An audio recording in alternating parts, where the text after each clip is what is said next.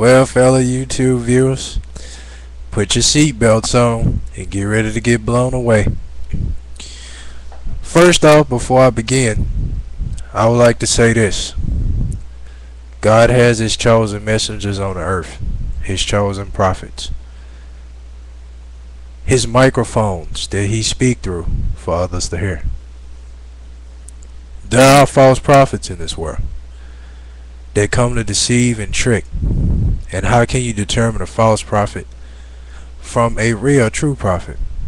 False prophets, indeed, they are rightly called prophets, but not P-H-E-T-S at the end, but P-R-O-F-I-T, meaning they only try to make a profit for themselves and not for God.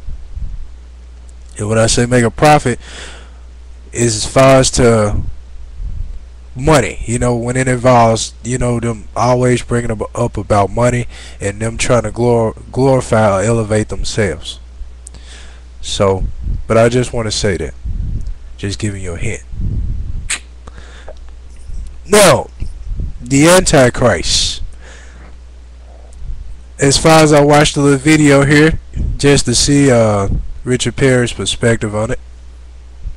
Now it's time for me to blow you away. Get right to it. Now, if you notice in Revelation chapter 13, it says the beast out of the sea, and one says the beast out of land. To break that down very quickly, is one from overseas and one from a foreign land. Obama being from a foreign land, or dad migrating from a foreign land, which is Kenya, Africa, and Ahmadinejad, which is over in Iran, which is overseas, on the far end, the Middle East, overseas. Beast out of land, beast out of sea. And everybody like, Obama? Wait, hold on.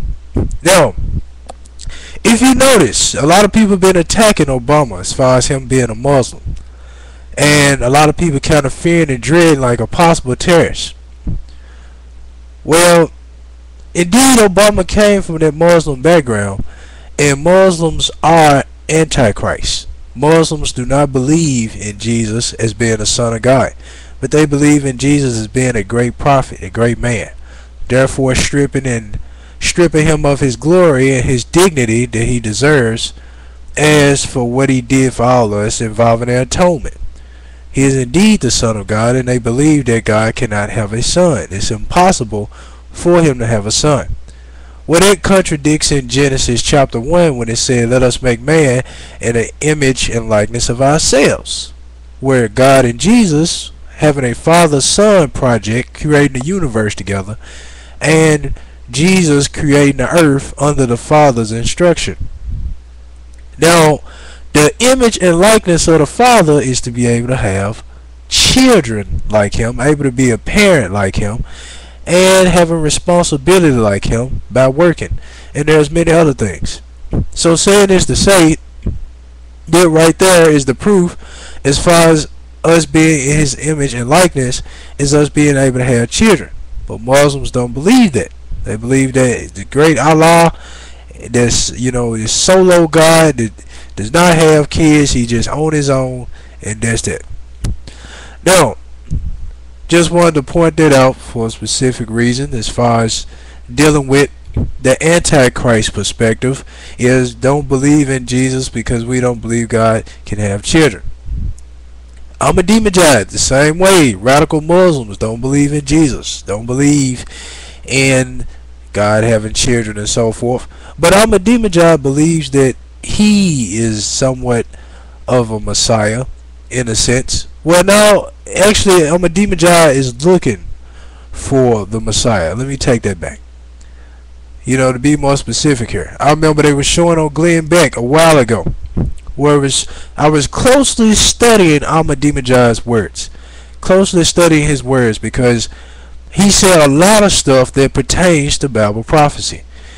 I remember he was talking about it over here in America. He was, giving his degrading speech about Americans.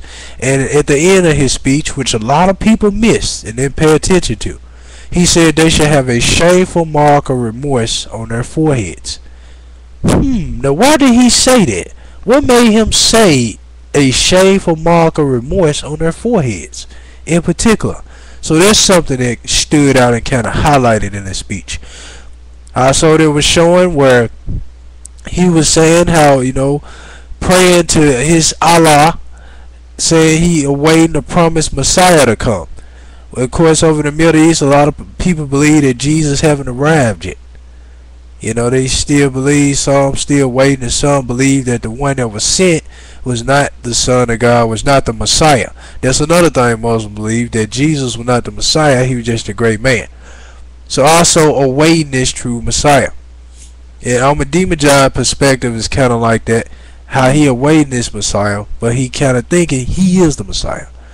Now if you lay down Mahmoud Ahmadinejad, you lay down his name and you take the multiplication number of 6, and under each alphabet A through Z, all 27 letters, you do a multiplication of 6 all the way to Z. You calculate Mahmoud Ahmadinejad within his name calculates up to 666.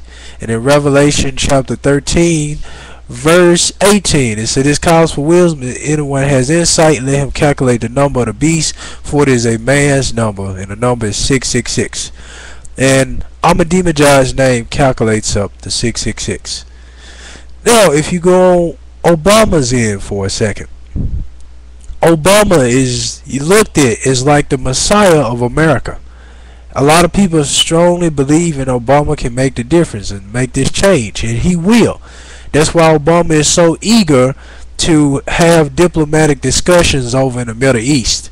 That's why he is so eager to go over to those religion, those involved in the Islamic faith, because he came from the Islamic faith.